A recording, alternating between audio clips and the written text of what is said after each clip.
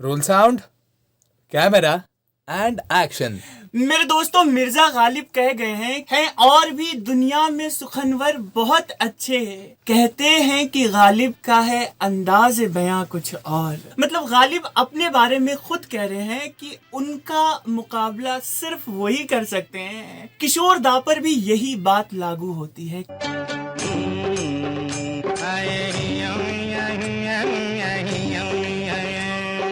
किशोर कुमार, जिनकी आवाज को सुनने के बाद कभी भी महसूस नहीं होता कि हम कोई रिकॉर्डेड वॉइस सुन रहे हैं। हमको लगता है ना कि कोई है जो लाइव परफॉर्म कर रहा है। वो इतने दिल से आवाज अपनी निकाला करते थे कि सुर पीछे और रूह सबसे सामने नजर आती थी।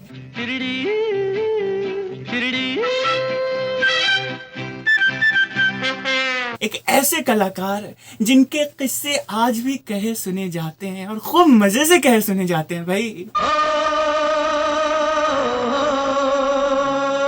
किशोर दा अपनी एक्सेंट्रिसिटी को लेकर, मनमौजीपन को लेकर और अपने अनप्रिडिक्टेबल नेचर को लेकर तब भी मशहूर थे, आज भी मशहूर हैं।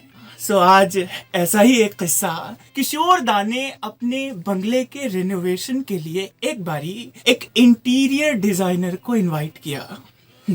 इंटीरियर डिजाइनर किशोर दा से मिलने पहुंचा, वो भी उमस भरी बॉम्बे की वो सड़ी गर्मी थी, जबकि इंसान बनियान पर ही बामुश्किल रह ले वही काफी होता था घर में। और वो पहुंचा था 3 पीस बंद गले के सूट में, ऊपर से हैट, मोटा चश्मा।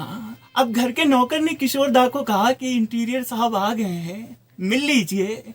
किशोर दा अपने बेडरूम से सीधे आए ड्राइंग रूम में, तो देखते क्या है कि इंटीरियर डिजाइनर ने 3 पीस सूट पहन रखा है और सर पर हैट। ये देखते ही उनके दिल में शरारत आ गई और उन्होंने सोचा आज तो अपने मौज का सामान यही बनेंगे। बहरहाल किशोर दा बैठे इंटीरियर के पास और इंटीरियर डिजाइनर ने चाय पानी होने के बाद पूरे बंगले की खराबी गिनवाने का सिलसिला शुरू किया कि देखो जी, यहाँ से ये होता तो ऐसे होता, वो होता तो वैसे होता, ये दीवार यहाँ से नहीं होकर वहां से होती तो अच्छा होता। मगर किशोर दा को सबसे ज्यादा खराब लगी वो बात जब इंटीरियर डिजाइनर ने कहा कि ये जो पिलर है आपके ड्राइंग रूम में, इसमें ना मार्बल है ना ग्रेनाइट है, कुछ भी क्यों नहीं लगवाया आपने। किशोर दा का ये पिलर बड़ा ही खास था। जानबूझकर उन्होंने उस पिलर को उसी हाल में छोड़ रखा था ताकि जो भी आए तो पूछे। अब किशोर दा ने अपना पूरा मन तैयार कर लिया था कि उनको करना और कहना क्या है। इंटीरियर डिजाइनर को पूरे बंगले की सैर कराई और लेकर पहुंचे ऊपरी फ्लोर पर और कहा कि देखिए सर, मैं चाहता हूँ कि मेरे बेडरूम में कुछ फीट तक पानी हो और उसके ऊपर मेरा बेड हो, पानी पर तैरती हुई छोटी छोटी नावें हों जिसमें घर के नौकर चाय की ट्रे रख कर जाएं और वो खुद ब खुद चलकर मेरे पास आए और मैं चाय की चुस्कियां लूं और जिंदगी के लुत्फ उठाऊं।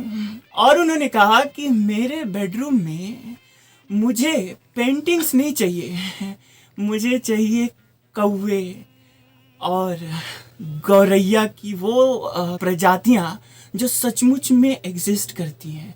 मुझे कोई फर्क नहीं पड़ता कि वो कितनी गंदगी मचाती हैं, उसका भी आप ही उपाय निकालो। मैं ये भी चाहता हूँ कि मेरे बेडरूम में पंखा तो बिल्कुल नहीं हो, बल्कि बंदर पंखा झले जैसे राजा महाराजाओं के गुलाम लोग झला करते थे। इतना सुनना था कि 3 पीस सूट में आए इंटीरियर डिजाइनर के पसीने पसीने छूट गए। अब इंटीरियर डिजाइनर उनके तो इस सिलेबस में था ही नहीं। वो जहाँ से पढ़ कर आए थे वहाँ किसी ने बताया नहीं कि कभी उनको किशोर कुमार के घर भी जाना पड़ेगा। इंटीरियर डिजाइनर ने कहा देखिए, अरेंजमेंट सब हो जाएगा, थोड़ा वक्त लगेगा, मैं जरा कुछ और फॉरेनर आर्किटेक्ट से बात करता हूँ। आज तो मैं चल रहा हूँ, लेकिन बहुत जल्द आपको एक ड्राइंग डिजाइन करके दूंगा।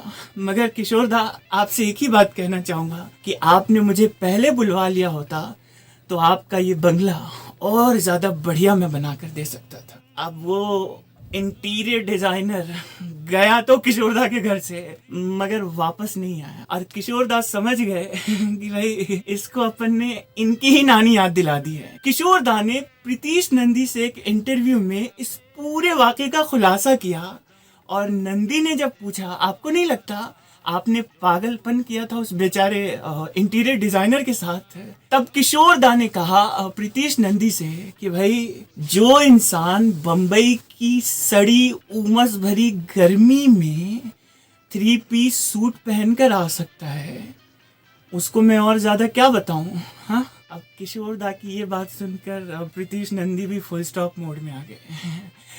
किशोरदा की बहुत सी ऐसी कहानियां हैं, एंड आई नो कि आप किशोरदा फैन हैं, मैं आपको सुनाते रहूंगा ऐसी ऐसी दिलचस्प किस्से कहानियां जिसको सुनने के बाद आप पेट पकड़कर लोटपोट हो सकते हैं।